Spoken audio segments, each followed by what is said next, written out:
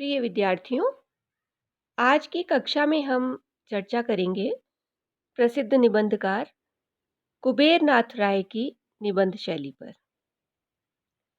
शैली से तात्पर्य है ढंग, प्रणाली या पद्धति, तरीका। वास्तव में शैली शब्द की व्युत्पत्ति शील शब्द से हुई है। शील का अर्थ है स्वभाव। जिस तरह प्रत्येक व्यक्ति के स्वभाव में भिन्नता पाई जाती है, हर व्यक्ति का स्वभाव अलग अलग होता है, उसी तरह लेखन शैली में भी भिन्नता होना स्वाभाविक है। प्रत्येक लेखक किसी न किसी शैली में स्वयं को अभिव्यक्त करता है, अपनी बात कहता है, और इस अभिव्यक्ति क्रम में कथन को अलंकृत और आकर्षक ढंग से व्यक्त करने को शैली कहते हैं। अंग्रेजी में हम इसके लिए स्टाइल या डिक्शन शब्द का प्रयोग करते हैं। कवि या लेखक जब किसी वस्तु, व्यापार या दृश्य का वर्णन करता है, तब उसे वह अलंकृत पदावलियों, अर्थ छवियों, ध्वनियों आदि से मंडित करके प्रस्तुत करता है, ताकि पाठक पर उसकी शैली का अच्छा प्रभाव पड़े। इसलिए हम ये कह सकते हैं कि शैली अनुभूत विषय वस्तु को सजाने के उन तौर तरीकों का नाम है जो उस विषय वस्तु की अभिव्यक्ति को सुंदर और प्रभावशाली बनाती है। यह ना तो विषय वस्तु का धर्म है और न केवल प्रकटीकरण का तरीका। कुछ लेखक कहते हैं कि शैली गद्य का श्रृंगार है। उनके अनुसार शैली गद्य रूपी आहार के लिए सजी हुई थाली है, अथवा वह चटनी है जिससे अरुचिकर भोजन भी सुस्वादु बन जाता है, भोजन में स्वाद आ जाता है। पर वास्तविकता यह है, हम यह मान सकते हैं कि शैली लेखक के व्यक्तित्व की अभिव्यक्ति होकर भी कुछ ऐसे तत्वों से समन्वित होती है जिनका संबंध शैलीकार के व्यक्तित्व से न होकर उस समाज और युग से भी होता है जिसमें शैलीकार का जन्म, शिक्षा दीक्षा और पालन पोषण होता है। इसलिए यह स्पष्ट है कि लेखक की शैली में हमें उसके संस्कार, उसके समाज, उसके परिवेश आदि पर भी ध्यान देना चाहिए।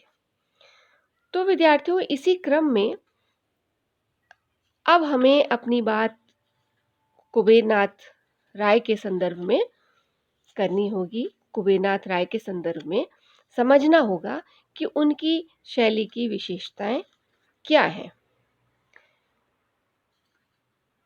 कुबेर नाथ राय के निबंधों को हम 3 श्रेणी में रख सकते हैं। पहला है ललित निबंध, दूसरा है प्रबंध निबंध और तीसरा रिपोर्ताज। हम जानते हैं कि ललित निबंधों में लेखक का निजीपन, उसका मैं अंग्रेजी निबंधों की तरह स्वतंत्र ना होकर सार्वजनीन बन जाता है, सबके लिए हो जाता है।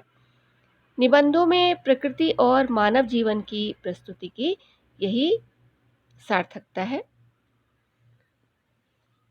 कुबेर नाथ राय के निबंधों के विषय में प्रसिद्ध साहित्यकार शिव प्रसाद सिंह का कहना है कि सबसे अधिक चुंबकीय आकर्षण उनके निबंधों की सांस्कृतिक पृष्ठभूमि में निहित था, जो कमोवेश मात्रा में प्रत्येक ललित निबंधकार में होती है। पर कुबेर नाथ राय की भाषा का जादू कुछ और ही तेवर लेकर आया था, और इसे कहने में हमें कोई संदेह नहीं है कि कुबेर नाथ राय की भाषा आचार्य हजारी प्रसाद द्विवेदी से लेकर विद्यानिवास मिश्र तक के निबंधकारों की सहज स्वाभाविक परिणति थी। वहां लोकगीत नहीं है, पिछलता भी नहीं है, पर इसका न होना जहां एक और नई मर्यादा की सीमा रेखा बनाता है, वहीं उसका आत्यंतिक अभाव उन्हें भोजपुरिया क्षेत्र के बाहर का एक अजनबी आदमी भी बना देता है। इसलिए हम यह कह सकते हैं विशेष तौर पर इस कथन के संदर्भ में कि कुबेरनाथ राय के निबंधों में स्थानीयता का आग्रह नहीं के बराबर है, क्योंकि वे जिस आध्यात्मिकता से प्रभावित थे वह आगम से ज्यादा अनुशासित रही है, निगम से कम। यही कारण है कि एक और जहां उन्हें विविध क्षेत्रों के पाठकों का प्रेम मिला, वहीं गहराई में उतरकर देखने पर हमें लगेगा कि तुलसी उनकी यात्रा के सबसे समृद्ध पाथेय बने।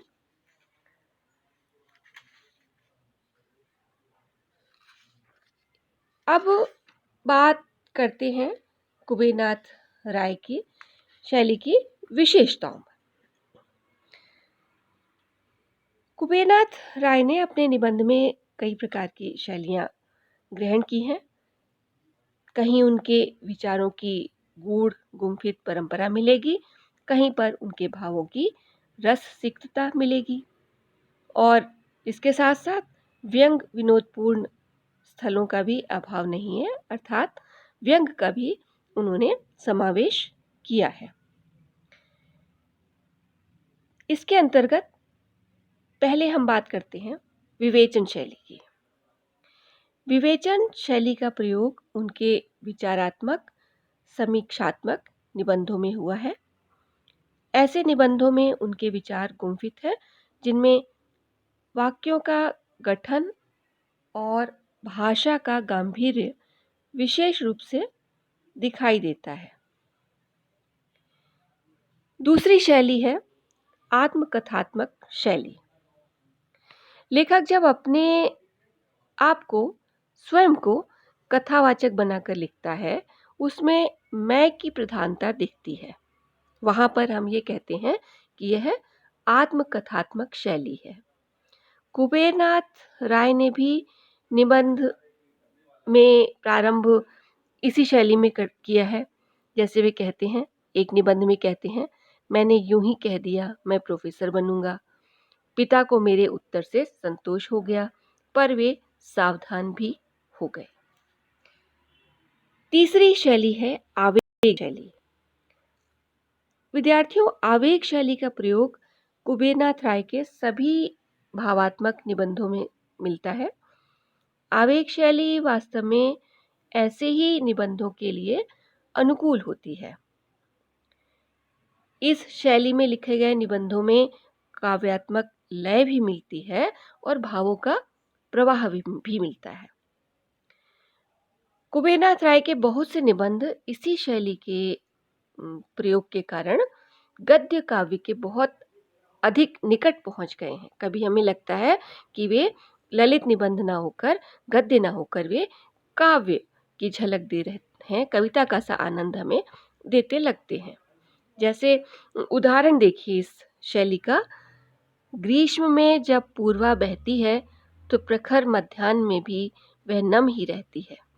पूर्वा प्यार की, दर्द की, नशे की, उन्माद की, रोग की और आर्द मन की हवा है। चौथी शैली है यहाँ पर तुलनात्मक शैली, जहाँ लेखक एक और वस्तु, स्थान, घटना आदि की एकाधिक वस्तु, स्थान या घटना से जब तुलना करता है तो वहां पर तुलनात्मक शैली होती है। कुबेरनाथ राय अपने निबंध में स्त्री और पुरुष की तुलना करते हुए पुरुष को स्त्री से श्रेष्ठ बताते हैं, तब वहां पर हम कहते हैं कि इन्होंने तुलनात्मक शैली का प्रयोग किया है। अगली शैली है विश्लेषणात्मक शैली। लेखक जब किसी एक विषय का बहुत बारीकी से विभिन्न दृष्टियों से विश्लेषण करता है, तो वहाँ पर विश्लेषणात्मक शैली का रूप दिखाई देता है। एक निबंध में कुबेरनाथ राय ग्रीष्म ऋतु का विश्लेषण करते हुए लिखते हैं, ग्रीष्म के अंतिम दिनों में अर्थात ज्येष्ठ के रोहिणी मृग शिरा नक्षत्रों में रातें शीतल और सुखदायक होती हैं। दिन भर लू बहती है, हवा में आग का दरिया बहता है और सारा मन खौलता, दिमाग उबलता रहता है।